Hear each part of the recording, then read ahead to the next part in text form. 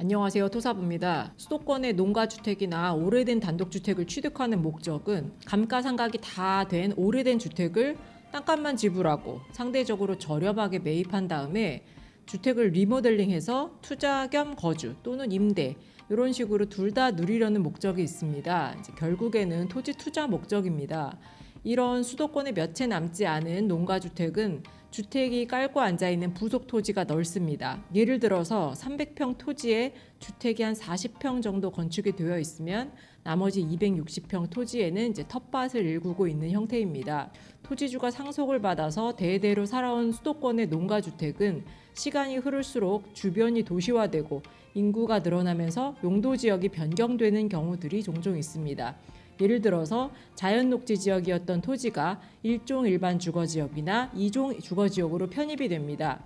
오래된 농가주택, 오래된 단독주택의 장점은 현재 있는 농가주택을 철거하고 건축을 다시 한다고 하더라도 토지에 대한 추가 부담금이 발생하지 않습니다. 지목이 대인 농가주택 토지는 이미 농지 전용 부담금이 다 납부된 토지입니다.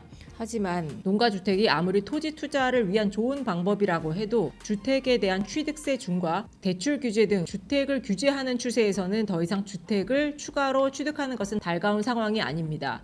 매수하는 입장에서는 농가주택과 부속토지가 있지만 주택은 없는 상태로, 즉 토지만 있는 상태로 취득하기를 원합니다. 오래된 농가주택이나 오래된 단독주택을 주택 없이 토지로 취득하는 방법은 어떤 방법이 있을까요? 한 가지 방법이 있습니다. 주택을 멸실하면 됩니다. 그런데 만약 주택을 멸실한 다음에 매매 계약을 한다면 매수자 입장에서는 지목이 대인 토지를 얻어서 득템이지만 매도자 입장에서는 1가구 1주택의 비과세 혜택을 받지 못합니다. 그러면 매도자는 1가구 1주택의 비과세 혜택을 받고 매수자 입장에서는 주택 없이 토지만 취득하는 방법을 찾아보아야 합니다. 자, 그러면 농가주택을 취득하면서 주택 없이 토지만 취득할 수 있는 신박한 방법을 알려드리겠습니다. 첫 번째는 주택으로 그냥 매매 계약을 체결합니다.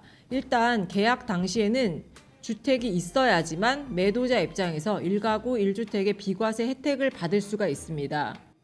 원래 1가구 1주택 비과세 혜택을 받는 기준은 잔금일입니다. 그러나 특약사항이 있다면 상황이 달라집니다. 예를 들어서 특약사항에 멸실 조건으로 계약을 하는 1가구 1주택의 비과세 혜택을 받는 기준은 잔금일이 아니고 계약일입니다. 매매 계약일 당시에 주택이 있어야 합니다.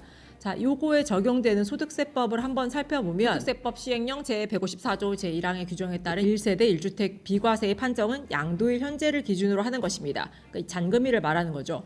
다만 매매계약 후 양도일 이전에 매매계약에 의하여 1세대 1주택에 해당되는 주택을 멸실한 경우에는 매매계약 현재를 기준으로 한다고 나와 있습니다.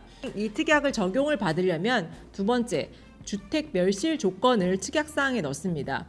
계약일에는 주택이 있지만 잔금일 전에 농가주택을 철거하는 조건을 특약사항에 반영하면 됩니다. 그렇게 되면 매수하는 입장에서는 잔금일 시점에는 주택을 떠안을 필요가 없이 토지만 취득을 할 수 있게 됩니다. 만약 농가주택 면적이 넓기 때문에 다른 사람과 함께 매수를 해서 분할하기를 원한다면 건축 인허가를 받을 때 매도인의 멸실각서를 받고 인허가를 진행하면 됩니다. 자, 세 번째는요. 잔금 시에는 토지만 소유권을 이전하게 됩니다.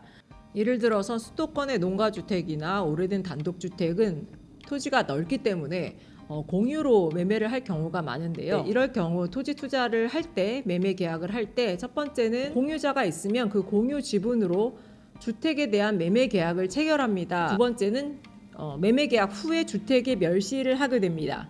그리고 세 번째는 건축의 인허가를 받고 네 번째는 필지를 분할하고 측량 과정을 거쳐서 다섯 번째는 처음에는 매매 계약을 체결할 때 공유 지분으로 계약을 했지만 잔금일에는 필지 과정을 거친 땅에 대해서 내 몫으로 분할된 필지의 소유권을 오롯이 가지고 오게 됩니다. 자, 이 경우는 매도인의 경우에는 주택으로 계약을 체결하기 때문에 계약 시점인 계약일에 계약일 기준으로 해서 1가구 1주택 비과세 혜택을 받을 수 있고 매수인은 잔금일 기준으로 하기 때문에 토지만 취득을 할 수 있습니다.